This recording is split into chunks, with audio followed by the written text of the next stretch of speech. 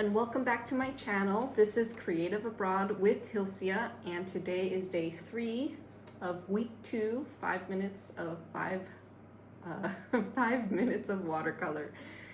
Today we're gonna do a door, and tomorrow we're gonna do some windows. So again, we're trying to understand how to draw different architectural elements so that in the future we can do a streetscape when we travel and go outside and just experience the world. All right, 5 minutes on the clock.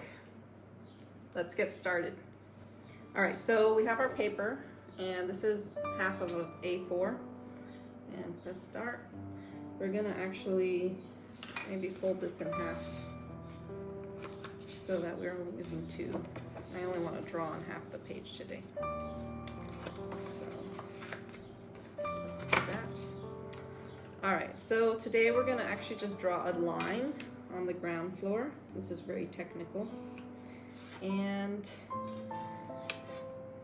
what we're going to do is we're gonna draw in proportion a little bit. So we're gonna do it in centimeters. So we're gonna say that our door is about 500 wide, which is not really the case, but. And then we're gonna say it is 1.2 tall. All right, 1.2 tall. That's not a typical door size, but it's okay. We're just gonna draw a rectangle. And so let's say this is a door. Typically the door has a few components. There is a bottom rail that's a bit wider than the side stiles. So these are called stiles, these vertical pieces. And then these are called rails. And usually this could range between 20 cm to 30 cm, or 6 to about 8 inches, 10 inches, and then this is about 6 inches all the way around. And then you're going to have another rail kind of in the middle, and then that's usually where your hardware goes. And then you will have hinges on either side, usually at least 2, sometimes 3. Usually I prefer 3. Sometimes it's a big long hinge, depends on your door. And then you always have a frame.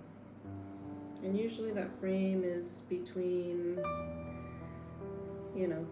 about 1.5 to 2 inches, maybe a little bit bigger if it's a fancy home.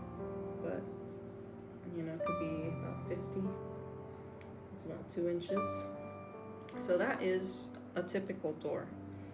So you don't realize all the pieces of a door, but that's important. So again, this is a rail, and this is a stile, and also the bottom is usually called a threshold.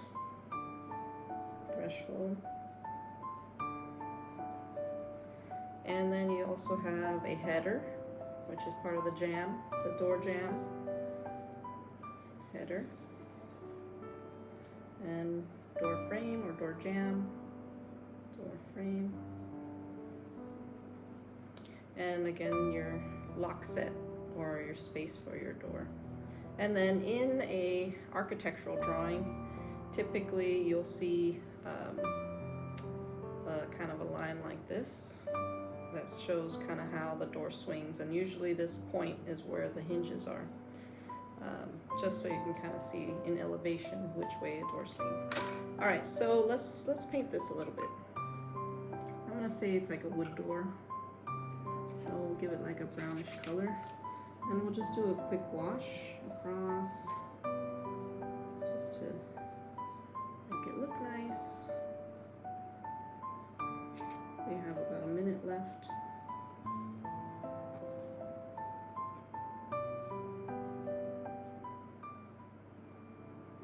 And I'm trying to do it fast because I'm trying to stay within 5 minutes, but you can be a lot slower. Sometimes doors have windows, and usually that occurs within these kind of upper and lower panels. Sometimes you don't have the center rail, and let's pretend we have like a nice panel here. So because this is a door and that's the door frame, actually this is gonna probably have a shadow.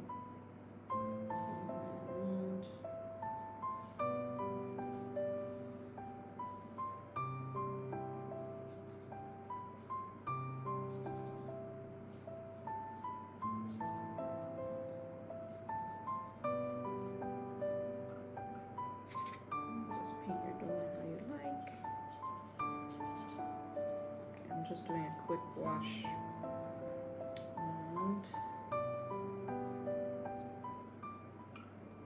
I add some more detail once it dries. But let's add the floor. Oh, there's 5 minutes. Goes by really fast. But let's keep going just a little longer. Add your ground floor there. And then when this dries, I'm going to add a little bit of detail. And this was just really to kind of show you the components of a door, because when you're drawing a door, it's not just a rectangle. There's actually some additional lines. And when you understand these basic components and you're drawing and sketching, even if it's just a suggestion of additional line, it looks more realistic. Tomorrow we're going to try windows, and I'll see you then. Thanks for joining me today.